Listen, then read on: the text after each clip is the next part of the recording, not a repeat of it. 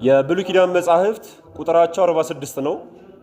እኒ 46ቱ መጻሕፍት ለማየት እንዲመቸን ለማስረዳት ለመረዳትም ለማጥናትም እንዲመቸን ከይዘታቸው አንፃር በሚያመዝኑበት በአራት ይከፈላሉ ብለን ነበረ። አንደኛው የሕግ መጻሕፍት ነው። ሁለተኛው የታሪክ መጻሕፍት ነው። ሶስተኛው የመዝሙር እና የጥበብ መጻሕፍት ናቸው። አራተኛው ደግሞ የትንቢት መጻሕፍት ናቸው። አንደኛውን የሕግ መጻሕፍትን ተመልክተን ነበር። ኦሪት ዘፍጥረትን፣ ኦሪት ዘጸአትን፣ ኦሪት ዘሌዋውያንን፣ ኦሪት ዘኍልቍንና ኦሪት ዘዳግምን ተመልክተን ነበረ ያቆምነው። ዛሬ ደግሞ ሁለተኛውን ክፍል የታሪክ መጻሕፍትን የምንመለከት ይሆናል ማለት ነው። እግዚአብሔር መንፈስ ቅዱስ ዕውቀቱን ጥበቡን ማስተዋሉን ለሁላችንም ያድለን። የብሉይ ኪዳን ሁለተኛው ክፍል የታሪክ መጻሕፍት ናቸው።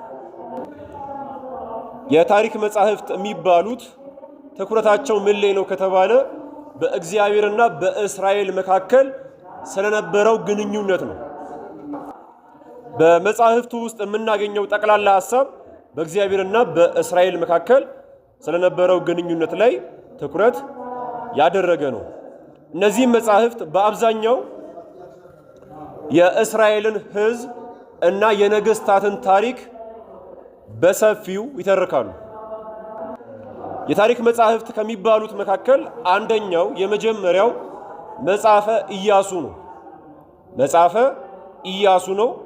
የስሙን ትርጉም እንመልከት። ኢያሱ ማለት ምን ማለት ነው ከተባለ መጀመሪያ አጠራሩ ላይ መስተካከል ስላለበት ሳይሆን ኢ ነው። ኢያሱ ተብሎ ነው የሚጠራው። የስሙን ትርጉም ስንመለከት ኢያሱ ማለት አዳኝ፣ መድኃኒት፣ በሌላ አገላለጽ ደግሞ እግዚአብሔር አዳኝ ነው፣ እግዚአብሔር መድኃኒት ነው ማለት ነው። ኢያሱ ማለት አዳኝ፣ መድኃኒት ማለት ነው ባጭሩ። በሌላ አገላለጽ ደግሞ እግዚአብሔር አዳኝ፣ እግዚአብሔር መድኃኒት ነው ማለት ነው። ኢያሱ የመጀመሪያ ስሙ ኢያሱ አይደለም። ለኢያሱ የመጀመሪያ ስሙ አውሴ ነው። ወላጆቹ ያወጡለት ስም አውሴ የሚል ነው። ይህንን በኦሪት ዘኍልቍ ምዕራፍ 13 ቁጥር 16 ላይ እናገኛለን።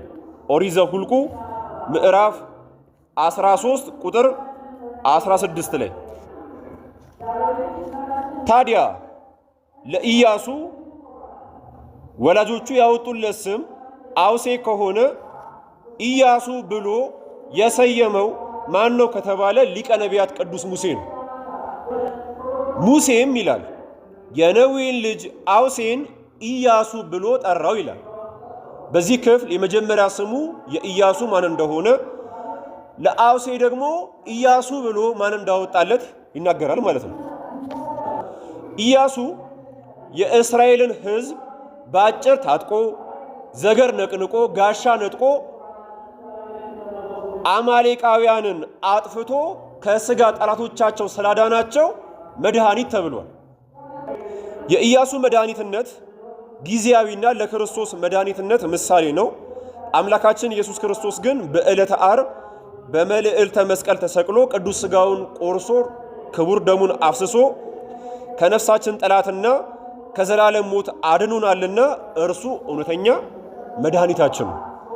የዮሐንስ ወንጌል ምዕራፍ 4 ከቁጥር 39 እስከ 42 የሰራሁትን ሁሉ ነገረኝ ብላ የመሰከረችው ሴት ስለነገረቻቸውም ከዚያች ከሰማርያ ከተማ ብዙዎች አመኑበት ይላል። ይቺ ሴት ስሟ ማን ነው? ማን ነው? ባለፈው እኮ ነግሬያችኋለሁ። ቅድስት ፎጢና ይባላል ብያችኋለሁ። ሳምራውያንም ሁሉ ወደ እርሱ መጥተው በእነርሱ ዘንድ እንዲኖር ማለዱት። 2 ቀንም ያህል በዚያ ተቀመጠ። ስለ ቃሉም እጅግ ብዙዎች አመኑበት። ሴቲቱንም እኛ ራሳችን ይህ በእውነት የዓለም መድኃኒት ክርስቶስ እንደሆነ ሰምተንና ተረድተን ነው እንጂ በአንቺ ቃል ብቻ ያመንበት አይደለም አሏት ይላል። ስለዚህ የዓለም መድኃኒት መሆኑን እነዚህ ሳምራውያን መስክረዋል። የዮሐንስ ወንጌል ምዕራፍ 11 ከቁጥር 47 እስከ 53 የካህናት አለቆችና ፈሪሳውያንም ጉባኤውን ሰብስበው እንዲህ አሏቸው፣ እነሆ ይህ ሰው የሚሉት ማንን ነው? ኢየሱስ ክርስቶስን ነው። ክብር ምስጋና ይድረሰውና ብዙ ታምራት ያደርጋል። ምን እናድርግ? እንዲሁ ብንተወውም ሁሉ ያምኑበታል። የሮም ሰዎችም መጥተው ሀገራችንን ወገናችንን ይወስዱብናል። በዚያችም ዓመት የካህናት አለቃ የነበረው ስሙ ቀያፋ የተባለው ከነርሱ አንዱ እንዲህ አላቸው፣ እናንተስ ምንም አታውቁ፣ ምንም አትመክሩ። ሕዝቡ ሁሉ ከሚጠፋ ስለ ሕዝቡ አንድ ሰው ቢሞት ይሻለናል። ይህንም ከልቡ የተናገረው አይደለም ይላል።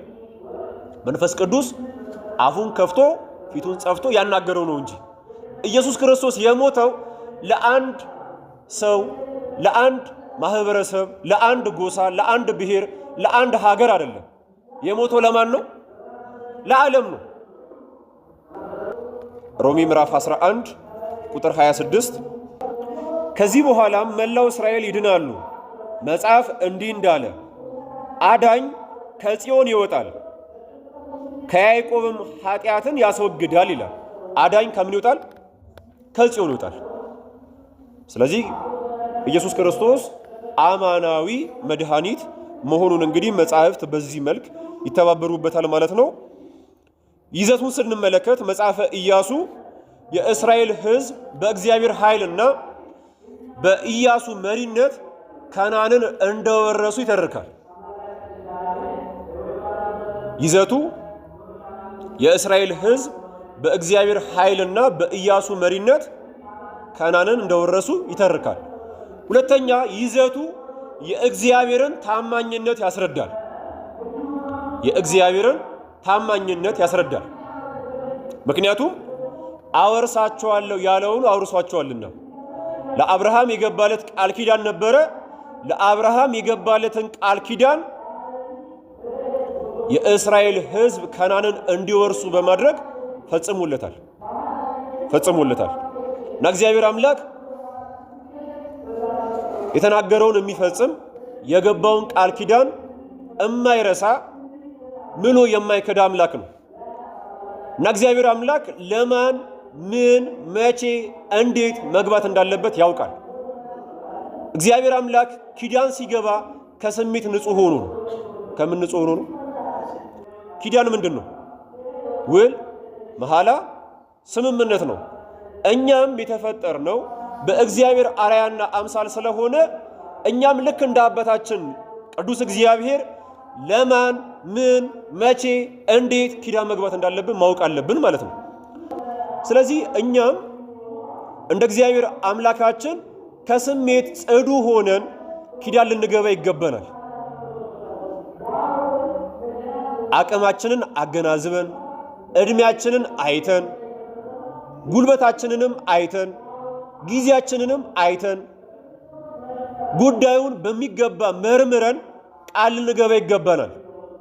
አንዳንዶች ደስ ባላቸው ሰዓት፣ አንዳንዶች ደግሞ ባዘኑበት ሰዓት ላይ ቃል ይገባሉ።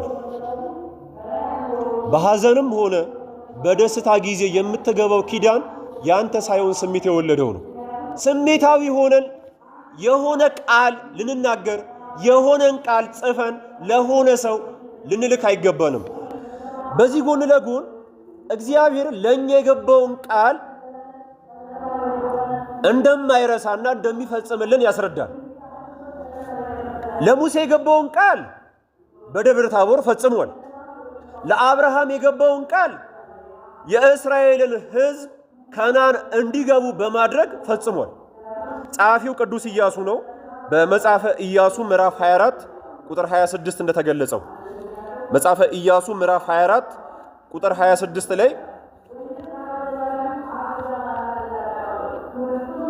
ኢያሱም ይህን ቃል ሁሉ በእግዚአብሔር ሕግ መጽሐፍ ጻፈ ይላል። ስለዚህ ጸሐፊው ማን ነው? ቅዱስ ኢያሱ ነው። አከፋፈሉን ስንመለከት መጽሐፈ ኢያሱ 24 ምዕራፎች ሲኖሩት በሶስት አበይት ክፍሎች ይከፈላል። አንደኛው ክፍል ከምዕራፍ 1 እስከ 12 የእስራኤልን ከነዓን መግባት ይናገራል። ሁለተኛው ክፍል ከምዕራፍ 13 እስከ 22 ምድረ ርስትን ወይም የተስፋይቱን ምድር ስለ መከፋፈል ይናገራል። ሶስተኛው ክፍል ከምዕራፍ 23 እስከ 24 የኢያሱን የመጨረሻ ምክርና እረፍት እናገኛለን ማለት ነው። ቅዱስ ኢያሱ ማን ነው? ባጭር አባቱ ነዌ ነው። ኢያሱ ወልደ ነዌ ይባላል። የእናቱን ስም አላገኘው። ነገዱ ከኤፍሬም ነው። ኦሪት ዘኍልቍ ምዕራፍ 13 ቁጥር 8 እነዚህን ያስረዳል።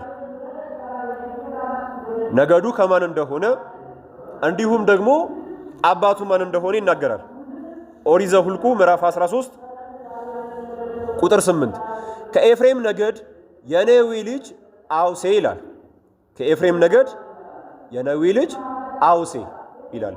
አውሴ መጀመሪያ ስሙ እንደሆነ ቅድም ነግሬያቸዋለሁ። ቅዱስ ኢያሱ ጽንሰቱ መጋቢት 29 ነው። ልደቱ ደግሞ ታኅሳስ 29 ነው። ልክ እንደ ጌታችን እንደ አምላካችን እንደ መድኃኒታችን እንደ ኢየሱስ ክርስቶስ ማለት ነው።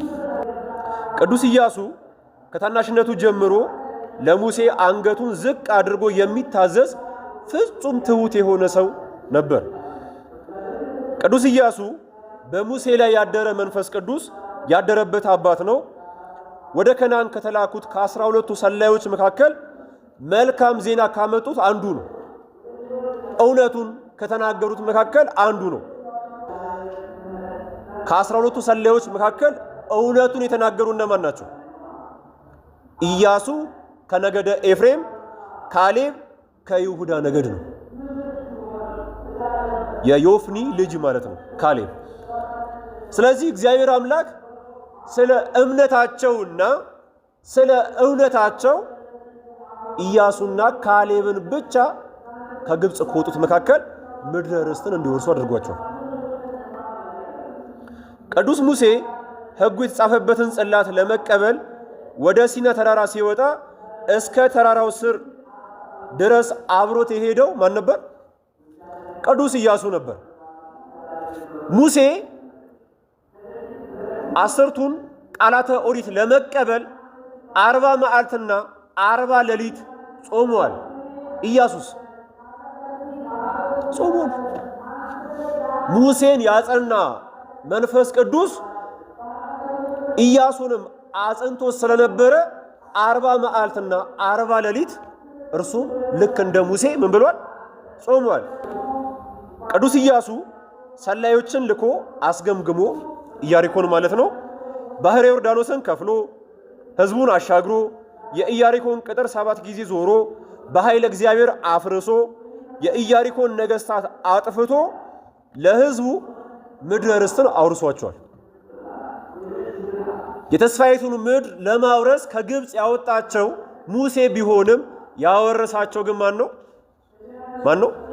ቅዱስ ኢያሱ ነው። ቅዱስ ኢያሱ ነው። ኢያሱ የኖረበት ዘመን 110 ነው። እንደ ምንጭ ግዕዙን ነው የተጠቀምኩት። የመጽሐፈ ኢያሱን 120 ሚልም ልታገኙ ይችላላችሁ። የኖረበት ዘመን 110 ነው። የተቀበረው በተምናስራህ ነው።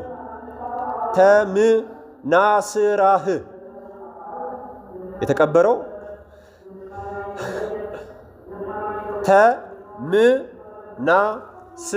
ተምናስራህ በተምናስራህ ነው። እረፍቱ በቤተ ክርስቲያን ሰኔ 26 ይከበራል። ሁለተኛው መጽሐፈ መሳፍንት ነው። መጽሐፈ መሳፍንት ነው። የስሙን ትርጉም ስንመለከት መስፍን ማለት በዕብራይስጥ ሾፊት ማለት ሲሆን ትርጉሙ ፈታሂ፣ ፈራጅ ወይም ገዢ ማለት ነው።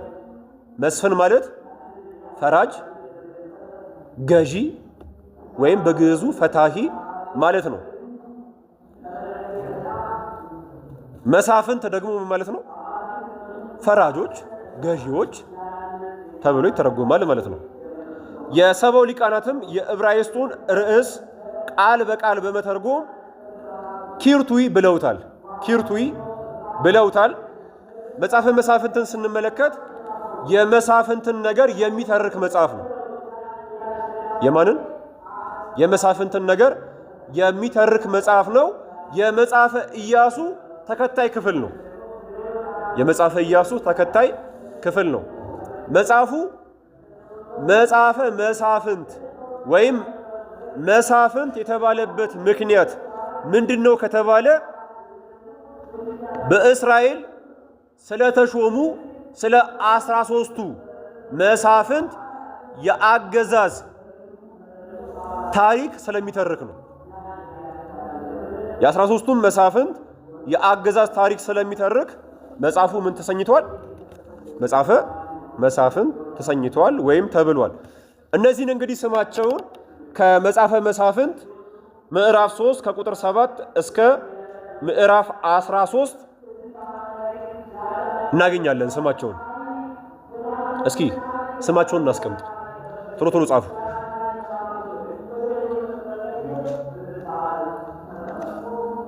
ሰንጠረዥ አዘጋጁና 4 ኮለመን ያለው በአንደኛው ሮ ላይ ቁጥር በሉት። በሁለተኛው ኮለመን ላይ መሳፍንተ እስራኤል መሳፍንተ እስራኤል። በሶስተኛው ኮለመን ላይ ነገዱ ነገዱ። በአራተኛው በመጨረሻው ኮለመን ላይ ባለው ክፍተት ቦታ የገዙበት ዘመን የገዙበት ዘመን ወይም ምድሪቱ ያረፈችበት ዘመን ምድሪቱ ያረፈችበት ዘመን። ማወቅ ያለባችሁ እስራኤላውያን ምድረ ርስትን ከወረሱ በኋላ የእግዚአብሔርን ውለታ ሲዘነጉ ልባቸውን ከሕጉና ከኪዳኑ ሲያወጡ ከሕግ እግዚአብሔር ፈቀቅ ሲሉ እግዚአብሔር አምላክ ጠላት ያመጣና እንዲገዙ ያደርግ ነበር በጠላት። ኋላ ደግሞ የእግዚአብሔርን ውለታ ሲያስቡ ልባቸውን ወደ ሕጉና ወደ ኪዳኑ ሲያደርጉ ዓይናቸውን ወደ እግዚአብሔር ሲያቀኑ ሲያነቡ ሲያለቅሱ እግዚአብሔር አምላክ መስፍን ያነሳና ያደርጋቸዋል፣ ነፃ ያወጣቸዋል። ከዛ ምድሪቱ ሰላም ታገኛለች፣ ታርፋለች ማለት ነው። ከጠላት እጅ ታርፋለች። እና ያረፈችበት ዘመን ሲባል እሱ ነው። አንደኛው መስፍን ጎቶንያል ይባላል። ጎቶንያል። ያገኘሁትን ነገድ ብቻ ነው የማጽፋችሁ። ሌሎች መጽሐፎች ላይ አግኝቻለሁ፣ ግን እኔ ያላረጋገጥኩትን ለእናንተ መናገር ስለማልችል ነው።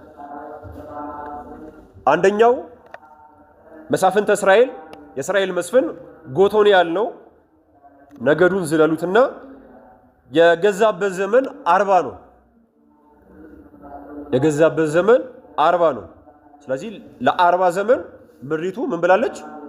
አርፋለች ማለት ነው።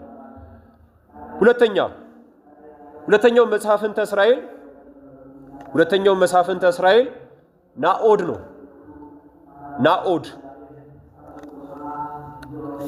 ናኦድ ወይም ኤሁድ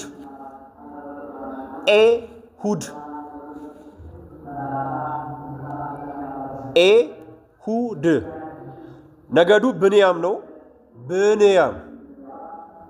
ነው። የገዛበት ዘመን 80 ነው። የገዛበት ዘመን 80 ነው።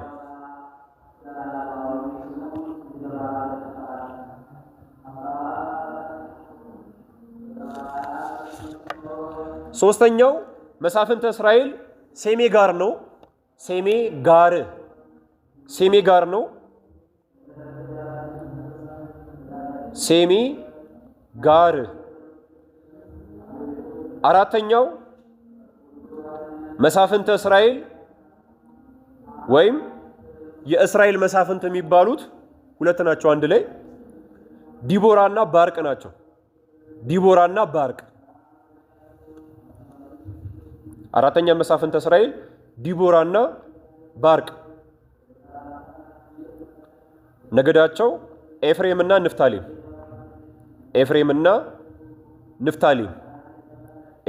ንፍታሌም። የገዙበት ዘመን 40 የገዙበት ዘመን 40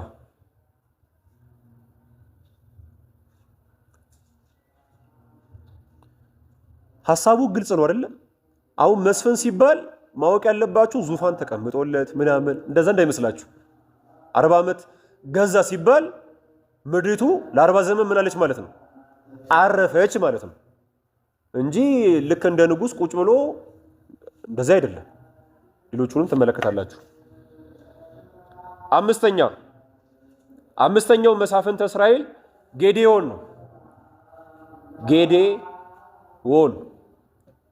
ጌዴዎን ነገዱ ምናሴ ነው ምድሪቱ ያረፈችበት ዘመን 40 ስድስተኛው መሳፍንተ እስራኤል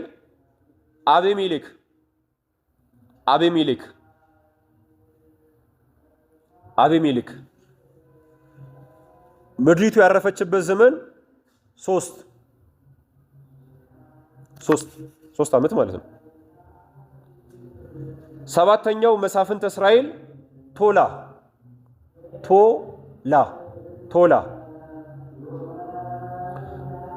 ነገዱ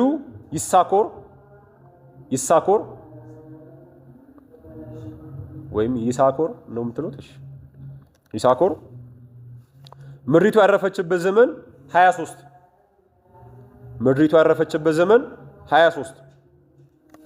ስምንተኛው መሳፍንተ እስራኤል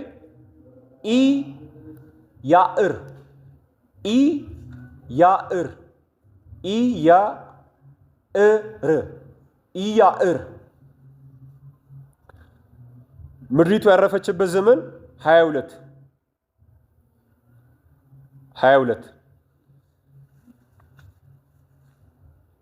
ዘጠነኛው መሳፍንተ እስራኤል ዮፍታሄ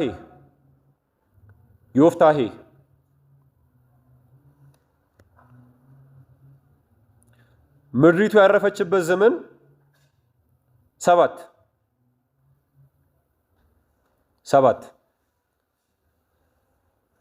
አስረኛው መሳፍንተ እስራኤል ኢብጻን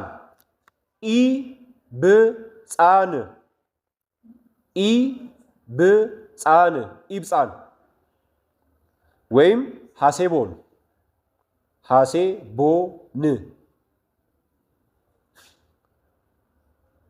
ምድሪቱ ያረፈችበት ዘመን 7 11ኛው መሳፍንተ እስራኤል ኤሎም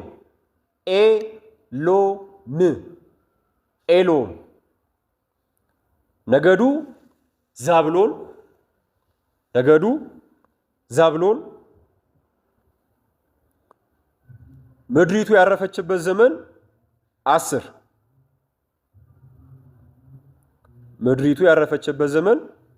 10 12ኛው መሳፍንተ እስራኤል አብዶን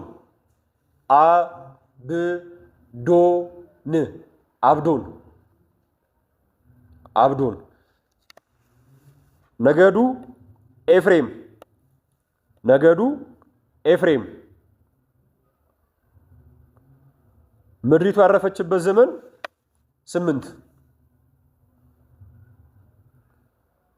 የመጨረሻው 13ኛው መሳፍንተ እስራኤል ሶምሶን ሳምሶን አይደለም እሺ ሶምሶን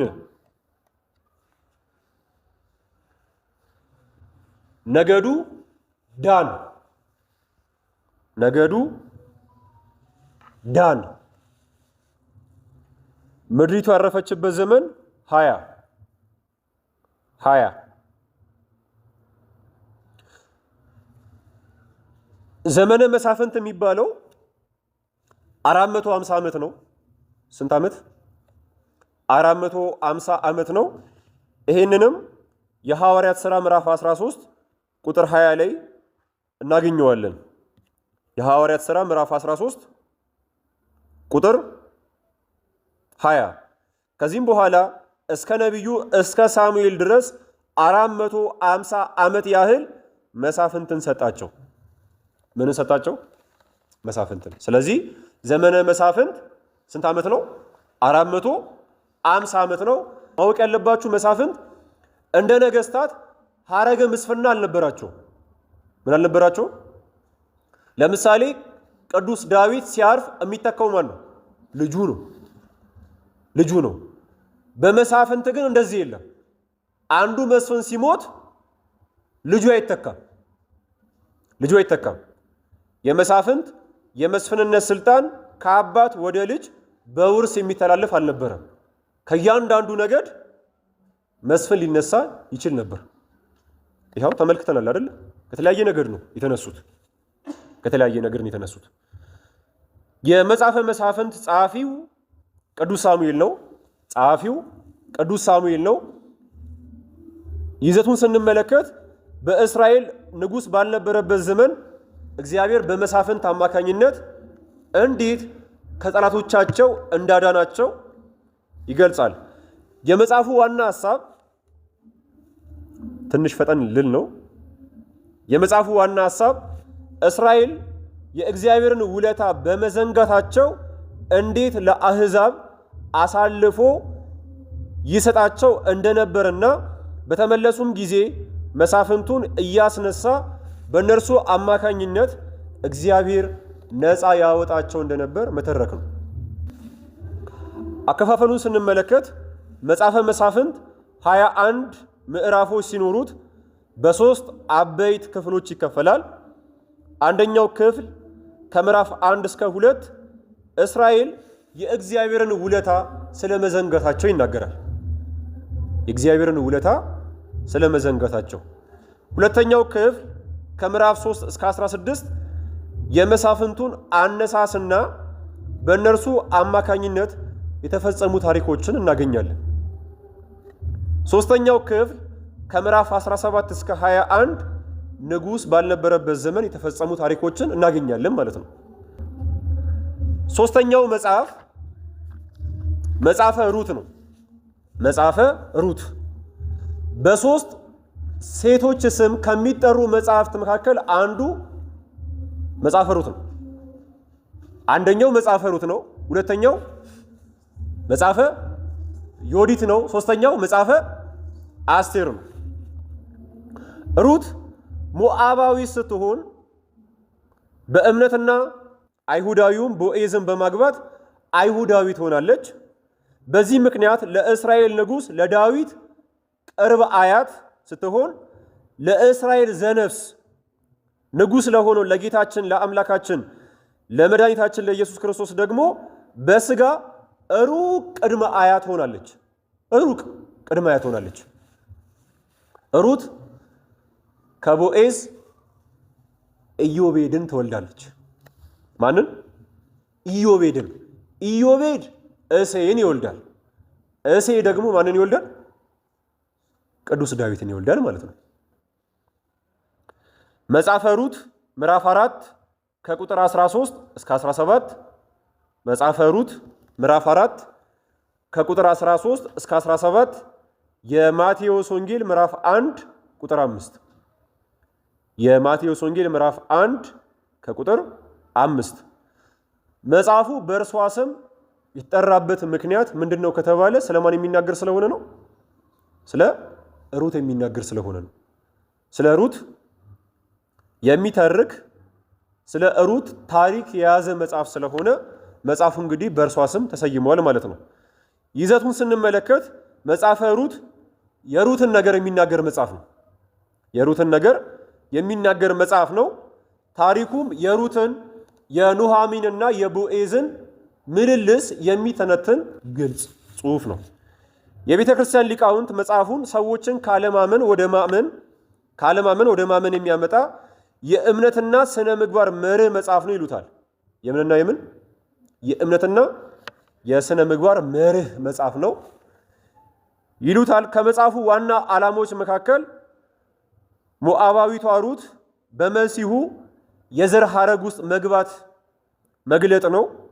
ሁለተኛው ደግሞ የቦዔዝ ሩትን የማዳንና ከዳዊት ዘር የሚመጣውን የመሲሁን የዘር ሐረግ መነሻና የማዳን ሥራ መግለጥ ነው። አከፋፈሉ መጽሐፈ ሩት 4 ምዕራፎች ሲኖሩት በ4 አበይት ክፍሎች ይከፈላል። አንደኛው ክፍል ምዕራፍ 1 ወደ ሞዓብ መሰደዳቸውን እና ሩት ከኑሃሚን ጋር ወደ ቤተልሔም መመለሷን ይናገራል። ሁለተኛው ክፍል ምዕራፍ 2 ሩት የቦዔዝን እርሻ በመቃረም ኑሃሚንን መርዳቷን እና ከቦዔዝ ጋር መገናኘቷን እናገኛለን። ሶስተኛው ክፍል ምዕራፍ 3 ላይ ደግሞ ሩት ቦዔዝ እንዲያገባት ያደረገችውን ጥረትና ጥበብ እናገኛለን። አራተኛው ክፍል ላይ ደግሞ ምዕራፍ 4 ላይ ሩት ቦዔዝን አግብታ በዳዊት ሐረግ መቆጠሯን እናገኛለን ማለት ነው። እሷ ማታምን ነበረች፣ ሞዓባዊት ነበረች። ነገር ግን በእምነት እንዲሁም ደግሞ አይሁዳዊውን ቦዔዝን በማግባት በዳዊት ሐረግ ስትቆጠር እናገኛለን ማለት ነው። እሺ ማጠቃለያ እንስጥ። መጽሐፈ ሩት በዘመነ መሳፍንት የተፈጸመውን ድርጊት ስለሚተርክ የመጽሐፈ መሳፍንት ተከታይ ወይም የአንድ ዘመን ታሪክ ነው። መጽሐፈ ሩት ምዕራፍ 1 ቁጥር 1 እንደሚነግረን ከአምስቱ መጻሕፍተ ሙሴ ቀጥሎ ሶስቱ የኢያሱ የመሳፍንትና የሩት መጻሕፍት በተከታታይ ዘመን የተጻፉና የተነገሩ ናቸው። በተከታታይ ዘመን የተጻፉና የተነገሩ ናቸው። በዚህ ምክንያት አንዱ የሌላውን ፍጻሜ ይናገራል። የዘመናቸውን ቅደም ተከተል ስንመለከት መጽሐፈ ኢያሱ በ1451 ቅድመ ልደተ ክርስቶስ ነው። በ1451 ቅድመ ልደተ ክርስቶስ ነው። መጽሐፈ መሳፍንት በ1425 ቅድመ ልደተ ክርስቶስ ነው። በ1425 ቅድመ ልደተ ክርስቶስ ነው። መጽሐፈ ሩት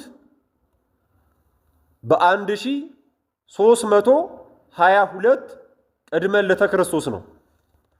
እነዚህ እንግዲህ ሶስቱ መጻሕፍት ከሙሴ ከአምስቱ ብሔረ ኦሪት ተደምረው 8ቱ ብሔረ ኦሪት ይባላሉ።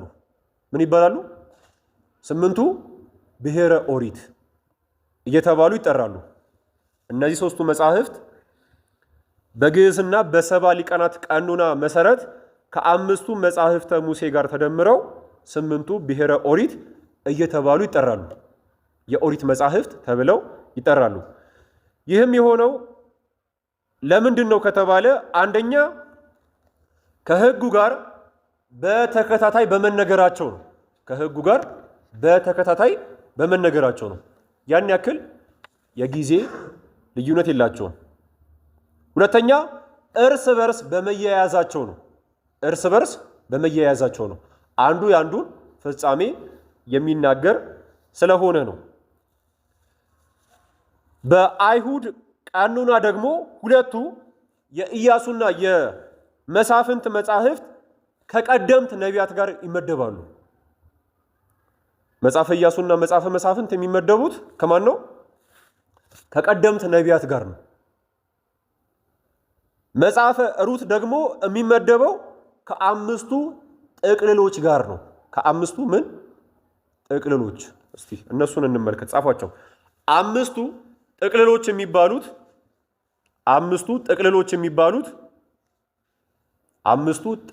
የሚባሉት አንደኛ መጽሐፈ ሩት፣ ሁለተኛ መጽሐፈ መኃልይ መጽሐፈ መኃልይ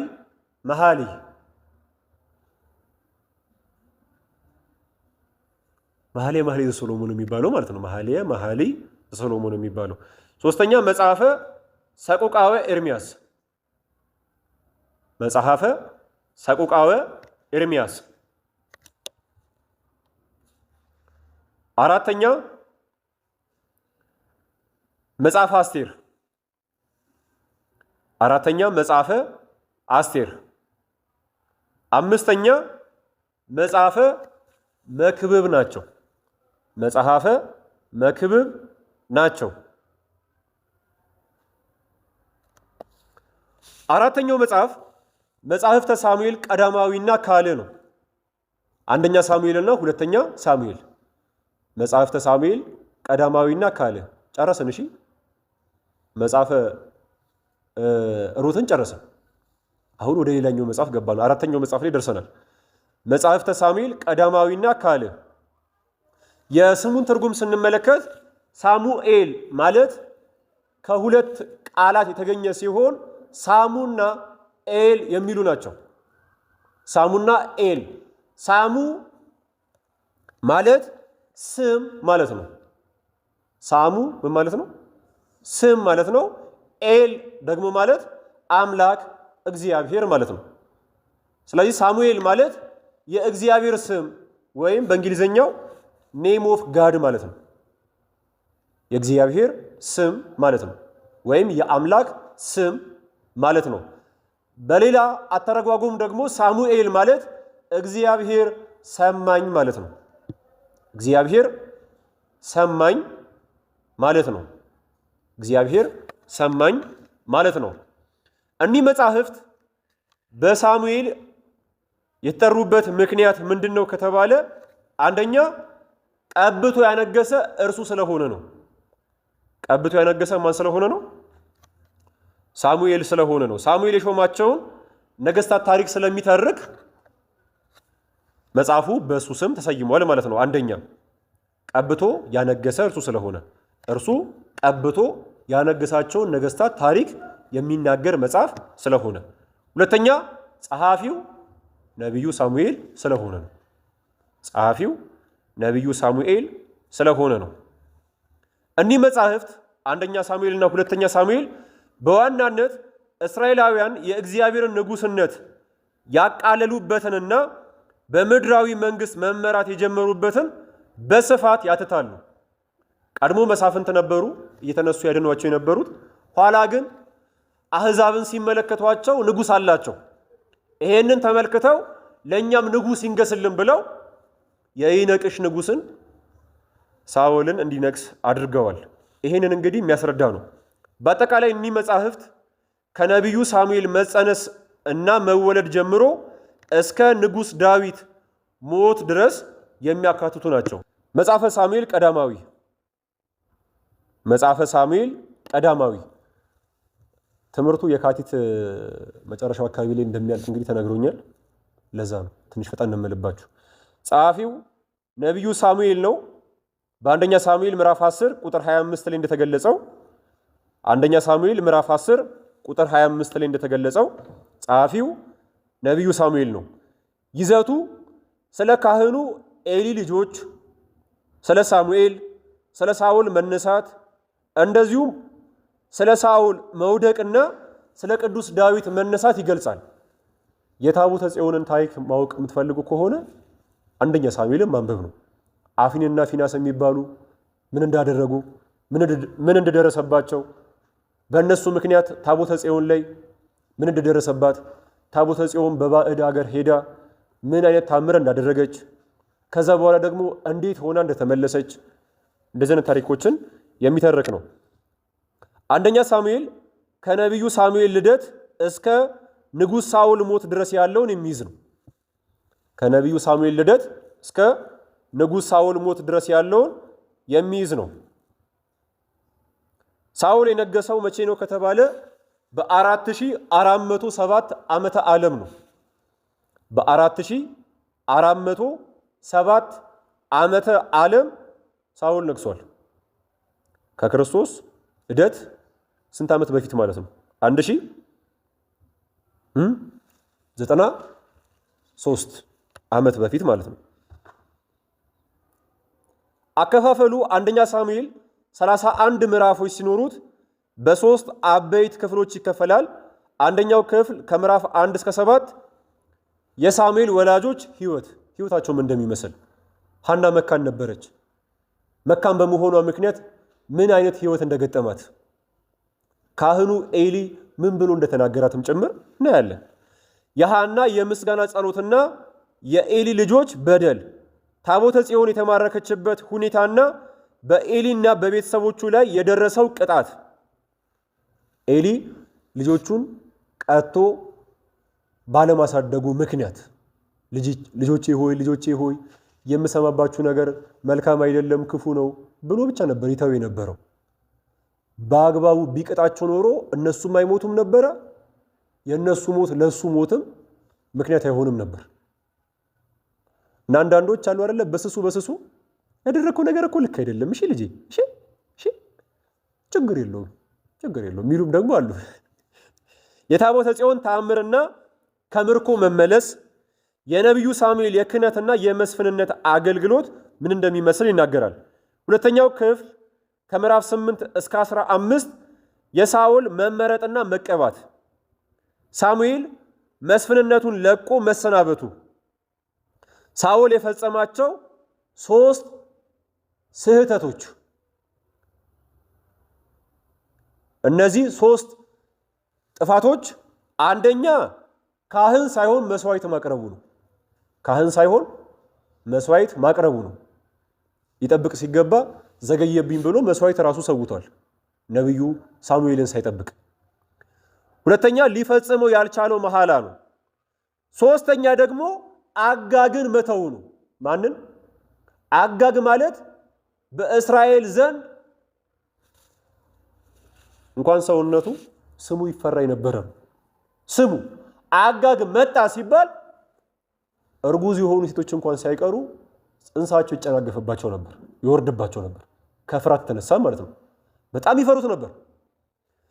እና ሁሉንም አጥፋ ሲባል ሳኦል ምን አደረገ? ሁሉንም አላጠፋ፣ አጋግን አመጣው። ለምንድን ነው ያመጣው? ይሄን የመሰለ ሰውማ ለሀገሬ ሁነኛ ይሆነኛል፣ የሆነ ቦታ ሰጠውና ከዛ ሀገሬ ምድሬ ማንም ሳይደፍራት ትኖራለች ብሎ አስበው ነው። በደንብ አስቡ። እንደገና ደግሞ ለእግዚአብሔር መስዋዕት ይሆናሉ ብሎ የሰቡ ፍሪዳዎችን አግበስብሶ ይዞ መጥቶ ነበር አይደል? ይሄ የምሰማው ድምጽ ምንድነው ብሎት ነበር። እና አጋግን ትቶት ነበረ። ኋላ ነብዩ ሳሙኤል ነው የገደለው። ሲገለው አጋግ ምን አለ? ሞት ለካ እንደዚህ መሪር ነው አለ። ሞት ለካ እንደዚህ መሪር ነው። የአብርሃምን ባለፈው ነግሬያችሁ አይደል? ሞት እንደዚህ ቆንጆ ነው እንዲህ አለ። ማወቅ ያለብን ቅዱስ ዮሐንስ አፈወርቅ ሲናገር ሞት እኮ መልካም ነው ይላል። ሞት ምንድነው? መልካም ነው። ከክፉ ስራ የተነሳ ወይም ደግሞ ከክፉ ስራችን የተነሳ ሞትን መራራ እናደርገዋለን እንጂ ሞት እኮ ጣፋጭ ነው ይላል። ሶስተኛ ወይም ደግሞ ሶስተኛው ክፍል ከምዕራፍ 16 እስከ 31 ነው። ወይም ሶስተኛ ከምዕራፍ 16 እስከ 31 የዳዊት መቀባት ወይም መሾም። ዳዊት የተሾመው በስንት ዓመቱ ነው? በ12 ዓመቱ ነው። የነገሰውስ በ30 ዓመቱ። 18 ዓመት ሙሉ ተሰዶ ነው እድሜውን ያሳለፈው፣ ሹመቱን ያሳለፈው። የዳዊትና የጎልያድ ታሪክ ምን እንደሚመስል እያንዳንዱ ሰው የዓለማችን ረጅሙንም ሰው በሉት ገና አሁን የተወለደውንም ልጅ በሉት በራሱ እጅ ሲቆጠር 3 ክንድ ከስንዝር ነው። 3 ክንድ ከስንዝር ነው። ሁላችሁም ራሳችሁን ለኩ። 3 ክንድ ከስንዝር፣ 3 ክንድ ከስንዝር፣ 3 ክንድ ከስንዝር። ሁሉ ይሄ ቤተክርስቲያን ልኬት ነው። ለኳ ቤታችሁ ገብታችሁ እሺ፣ እንዲህ ብላችሁ አንዳ አልሞላም ሞልቷል በሉ እንጂ 1 ከዛ 2 ከዛ እዚህ ጋር ምልክት ታደርጋላችሁ። ከዛ ደግሞ ይወረዳል ማለት ነው። 3 አለሱ ኩል መሰለኝ። ከዛ ስንዝር ማለት ነው። ጎልያድስ 6 ክንድ 6 ክንድ ሲባልስ በማን ነው ጥያቄው? እዚህ ጋር ኮር በማን ክንድ ነው? በሱ ክንድ ከሆነ ምን ያክል ነው? ምን ያክል ነው? 3 ክንድ ከምናምን ከስንዝር ማለት ሜትር ከምናምን ማለት ነው። የጎልያድስ ያው እስቲ ያሰቡት ወደ 3 ሜትር ምናምን አሰቡት። ያንንም ያክል ሰው ነው። እና ዳዊት ለወንድሞቹ ምሳሌ ያደርስ በሄደበት ሰዓት ላይ እግዚአብሔር ሲሰደብ ሰማ። ለእግዚአብሔር ክብር ተቆርቆሮ ፍቀድልኝ አለው። እኔ እኮ በጣም ነው የሚያስገርመኝ ታውቃላችሁ። ያ ልጅ የነበረው ዳዊት ሳኦል እስራኤልን ወክሎ እንዲዋጋ እንዴት ነው የፈቀደለት? እንዴት ፈቀደለት? ራሱ አለ እኮ ሳኦል፣ ሌሎቹም አሉ። በጦር ጎበዝ የሆኑ እኮ አሉ። ነገር ግን እግዚአብሔር በሳኦል ፊት ለዳዊት ሞገስ ሆኖት ፈቀደለት። ማወቅ ያለባችሁ ሊዋጉ በሆነበት ሰዓት ላይ ምን አለ ጎልያድ? ወጣና እርስ በርሳችን ከምንተላለቅ እኔን የሚገጥመኝ አንድ ሰው አምጡና እኔ ከተሸነፍኩ ፍልስጤማውያን ሁሉም ለናንተ ያደርጋሉ፣ ይገዛሉ። እኔ ካሸነፍኩስ እስራኤል ሁሉ ለኔ ይገዙልኛል አለ። ማን ደፍሮ ይጋጠሙ? ያንን የሚያክል ሰውዬ ለብዙ ጊዜ ነው የቆየው። የሚጋጠም የለም ይላቸዋል፣ የሚጋጠም የለም ይላቸው ነበር። እና በይሳሌ ነው ዳዊት የመጣው እና መጨረሻ ላይ ፈቀደለት። መቼስ እንግዲህ የጦር ልብስ ሳያለብሰው እንዴት ይሆናል?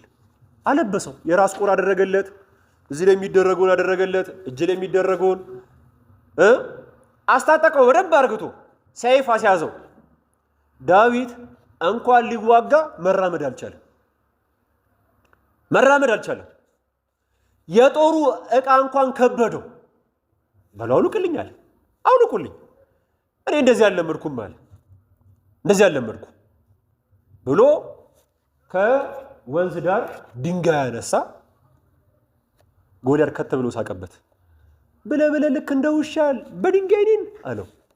ከውሻም ትከፋለህ አለው። ከምን ትከፋለህ? ከውሻም ትከፋለህ አለው። ከዛስ ሳኦል ዳዊትን ሊገድለው በሚመጣበት ሰዓት ላይ ዳዊት ምን አደረገ? ወንጭፉን ወረወረ። ሚካኤል ረዳቱ ነበርና የራስ ቁሩን ከፍ ሲያደርግለት ገባ ማለት ነው። ግንባሩን መታው፣ ወደቀ። አንገቱን ቆረጠው። መቼስ እንግዲህ አንዳንድ ጊዜ ሴቶች እንዴት ማመስገን እንዳለባቸው ስለማያውቁ ለአንዳንድ ሰዎች ስደት ምክንያት ይሆናሉ፣ ጥላቻ ምክንያትም ይሆናሉ። ምን አሉ? ሳኦል ሺህ ገደለ፣ ዳዊትስ እልፍ ገደለ አሉ። አስበለጡት ማለት ነው። እንዴት አለ? ቂም አደረበት። እሺ ታሪኩን ከነገርኳችሁ ይበቃኛል። ዳዊት በስደት ስለኖረው አስደናቂ ኑሮ የሳሙኤልንና የሳኦልን ሞት እናገኛለን ማለት ነው። ሁለተኛውን መጽሐፍ እንቀጥላለን። መጽሐፈ ሳሙኤል ካልዕ ብላችሁ ያዙት። መጽሐፈ ሳሙኤል ካልዕ ብላችሁ ያዙና ከዚህ በሚቀጥለው እንቀጥላለን ማለት ነው።